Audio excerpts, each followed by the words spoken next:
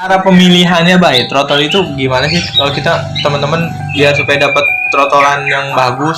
Kalau masalah hobi itu adalah kemampuan seseorang. Mereka mampu, seneng ya bayar. Kalau enggak ya dia ukur dengan kemampuannya. Saya kuat segini aja. Jadi gua kasih nih 1 atau 2. Terus biarin kita kasih sampai misalkan 8 nih. Nah kalau dia 8 masih ngelihat cepu, nah itu gua kasih lagi sampai 10. Sampai dia udah nggak nyariin. Saya pakai jemur juara, saya nggak pakai jemur juara. Itu kan beda-beda, setiap orang punya cara masing-masing gitu. Itu posisi keramba kosong, nggak ada air. Oh, dikosongin aja nih.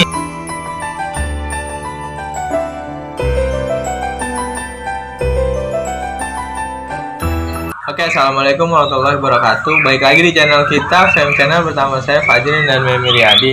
Oke teman-teman, kali ini kita bakalan ngebahas murai batu trotol. Dari cara pemilihan ya, Bay. Terus cara rawatan, settingan mungkin kalau di setting nanti, terus sama jemur nggak sih, sama dimandiin nggak sih itu trotol. Kemarin kan kita udah ngebahas juga pasol tuh duluan, malahan banyak teman-teman yang nanyain cara rawat trotol gitu, Bay. Terus kalau cara pemilihannya, Bay, trotol itu gimana sih kalau kita teman-teman biar supaya dapat trotolan yang bagus? Kalau pemilihan trotol yang bagus sebenarnya kita bisa lihat dari terah ya, dari terah si indukannya. Kalau terah juara sih insya Allah maksudnya lebih dominan dia punya darah juara. Kita tinggal nerusin lah kita, ya. Kita gimana tinggal ngerawat dari seorang itu pemahamannya. Nah tapi kita juga kan namanya ngukur kemampuan seseorang untuk membeli trotol. Kadang kan kita lihat darah juara itu harganya lumayan. Pasti di atas 4,5 ke atas nah, lah. Iya, cuma kan kita ngelihatnya gini, kalau masalah hobi itu adalah kemampuan seseorang.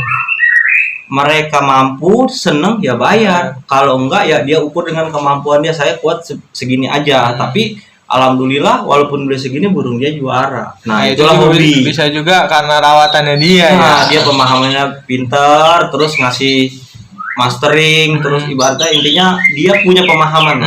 Terus kalau rawatan harian trotol dirawat kayak murai-murai kayak buat lomba nggak sih, Bay? Enggak, kalau gua ngerawat trotol itu kalau pagi biasanya gua keluarin, gua kasih makan nih. Nah gua kasih makan jangkriknya itu gua jor, maksudnya jornya ini gua los. Maunya dia. Nah jadi gua kasih nih 1 atau 2, terus biarin kita kasih sampai misalkan 8 nih.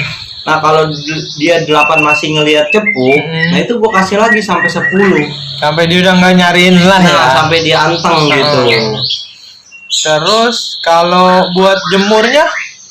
Kalau buat jemur, gua nggak main jemur kalau trotol.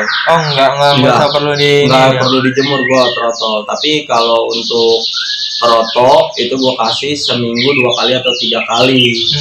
Karena gua lihat ngerinya takutnya di rumah kita kan ada burung dewasa nih, takutnya dia kita jual troto juga malah nantinya jadi cabul.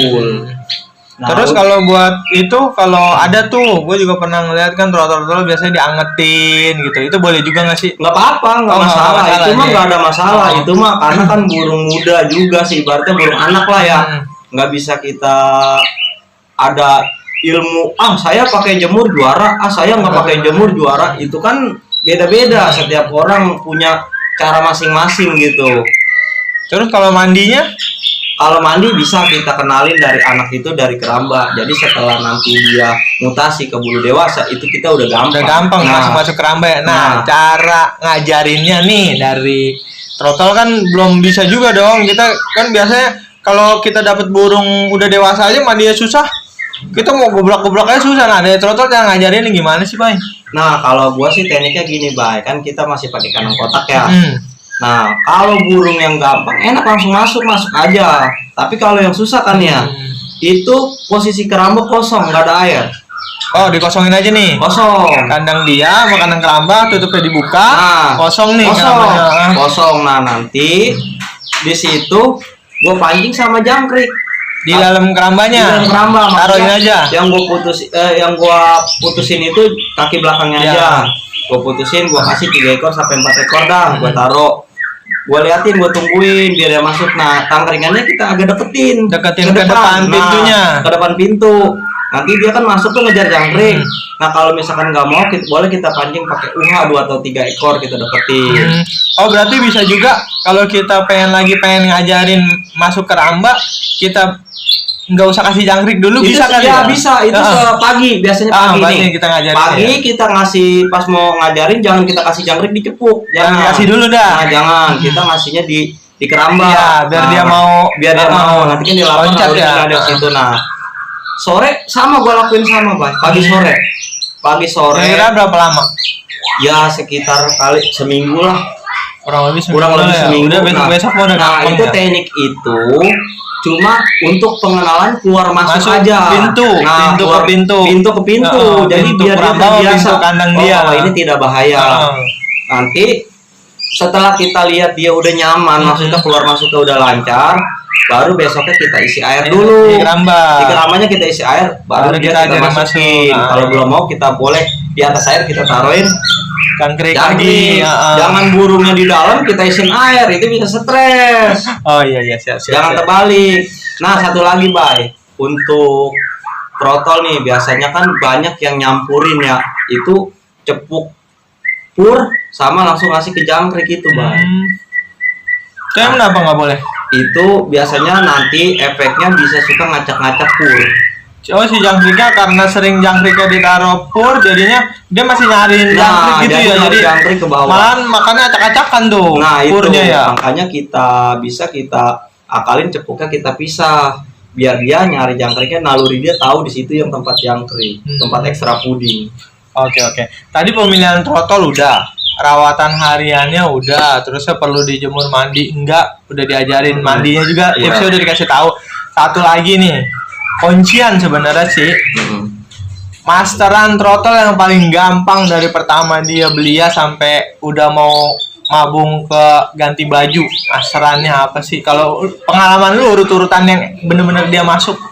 Nah, kalau sebenarnya sih kalau banyak sih cara ya kalau buat masterin trotolan. Yang utama adalah pada saat setelah kita anginin itu, burung itu kita kerodong. Kita kerodong biar dia fokus nyimak masteran. Dan ruangannya tuh mending lebih enak terpisah dengan burung-burung yang lain. Dewasa apalagi ya? Dewasa ya, karena dia bakal nyimak apa yang dia dengar gitu. Nah, kalau ada memang burung yang kita kasih kayak misalkan nih seminggu kita kenalin sama jenggot atau 2 minggu lah jenggot aja.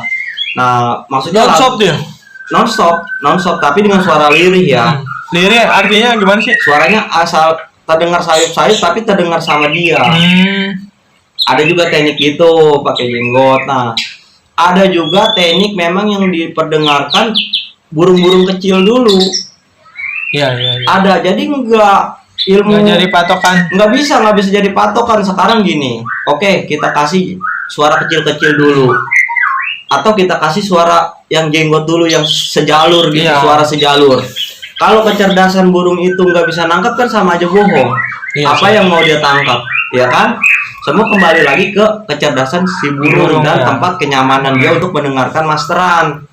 Kalau gue sih gitu sih caranya, simple.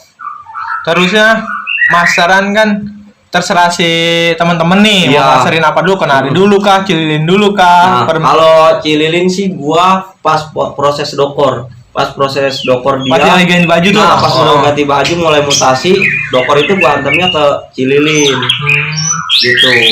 Terus masteran yang bagus buat trotolan yang MP3 apa yang hidup? Kalau gua sih gini ya, kalau buat penghobi murai kita setidaknya punyalah masteran wajib hidup. Seperti masteran hidup nih, masteran hidup. Misalnya kayak kenari, satu kita wajib punya karena satu dibanding suaranya enak kita dengerin. Nah, itu bisa masuk sama burung trotol kita. Nah, kan kenari masih kategori murah lah ya. Iya, kenari masih kejangkau lah. Kedua kayak kolibri. Nah, kan lagunya enak tuh. Kolibri muter lah. Buat suara-suara isian kecil-kecil, nah itu kita ambil aja. Terus kalau ada ya kalau misalkan ada ya misalkan jenggot nggak masalah.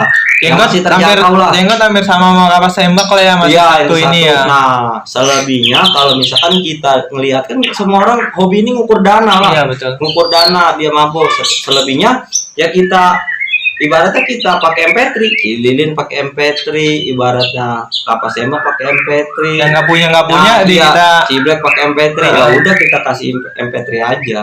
Oke, Gitu. Oke gitu teman-teman. Jadi pemilihan trotol udah, rawatan harian, settingannya juga, jemur, mandi, diajarin udah, sama pemasaran juga ya, bodong. Terus trotol juga udah, pokoknya kita bahas tuh trotolan. Sampai ganti baju tuh ke pastol. Iya, ke pastol. Dia udah bisa mandi, dia udah punya masteran. Ya, tinggal dites aja tuh kalau udah kering kan. Kalau gua pastol itu trotol itu gua fokusinnya tetap ke pemasaran. Oh udah, pokoknya ya belajar aja terus.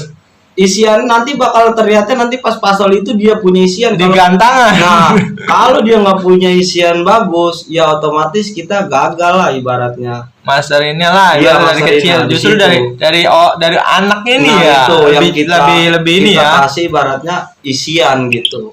Lebih fokusnya gua. Oke teman-teman, segitu aja pembahasan kita soal throttle.